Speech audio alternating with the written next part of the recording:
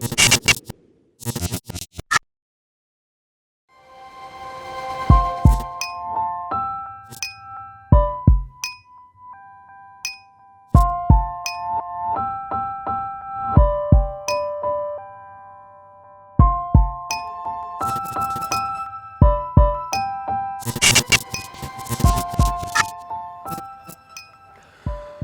last year I had my best year ever on Stoneacres. I had 20 fish altogether. Unfortunately lost my biggest fish, my target fish, the one that I was after. But yeah, I got back down the next year, all guns blazing, all for the spring. It's a known fish to come out in the spring, always does a capture, March, April, that sort of time. And yeah, I was just buzzing for it, booked loads of time off work, trying to get down every midweek as much as I could. Baiting areas, finding fish, and yeah, I just give it me all for the spring. End up getting my first fish like start of May, a fish called baby bungle, and that was me off the mark. Straight away I was buzzing, yeah, that's it, they're coming out now. I was finding fish everywhere, they're moving around a lot. Got down on a Sunday, turned up about midnight, took a little walk down, a few swims down, and yeah, found fish straight away, just short, about 40, 50 yards out. Just thought this is perfect for some choddies. A swim called chow mein. So I worked a couple of choddies out, straight in the area. Within a few hours, one of the rods was away. Turned out to be a fish called mini choco, just over 35 pound, real stunning fish, dark oaky brown. But that was me off the mark. Gave it another 24 hours, didn't want to get the boat out. Didn't want to disturb the fish, they were still there, but they moved out further in the pond.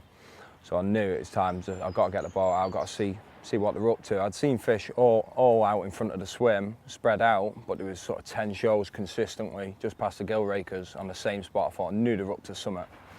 So I got the boat out as I would, and when I got about, say, 20 yards from where I thought the fish were, I got the scope down, looking through the scope, and all of a sudden I've just come across this black cloud.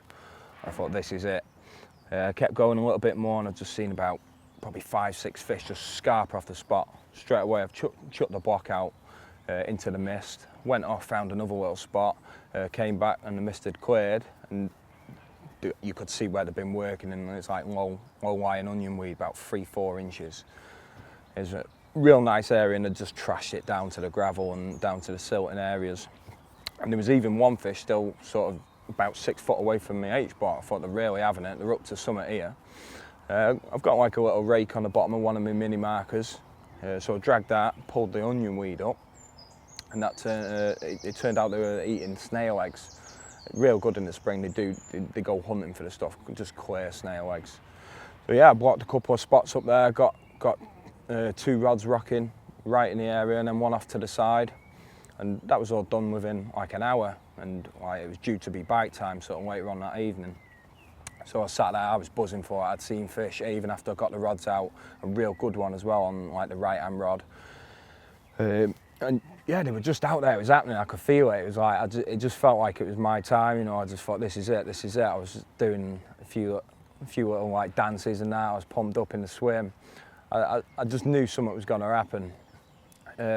Within a few hours, the left-hand rod was away. I had the fish, the big leather. That's like 29 pound an ounces.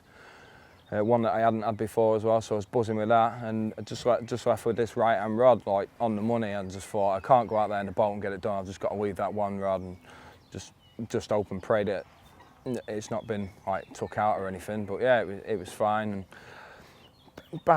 I think it was about 2 hours after I had the leather, I saw a real good fish nut out, and it was the same one that I'd seen a bit earlier on, so I thought it's still in the zone. I've not spooked it by catching that leather.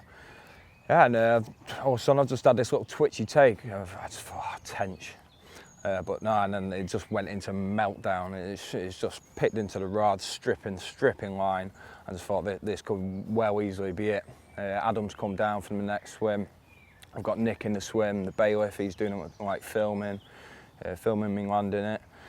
Yeah, Adam's gone out in the waders, playing it. It came in quite easy, it was thumping around. I could tell it was a good heavy fish or carrying a lot of weed, one or the other. And yeah, it just got in the margin and it rolled a few times, it was thumping around. It was trying every trick in the book. Once it got in the edge, it was like just burrowing down the shelf, but I was having none of it. And yeah, it rolled in the net, and me and Adam just peered in, and there it is. It's Bitemark. I just let out the shout, so we got everything prepped up, the mat, the scales, etc.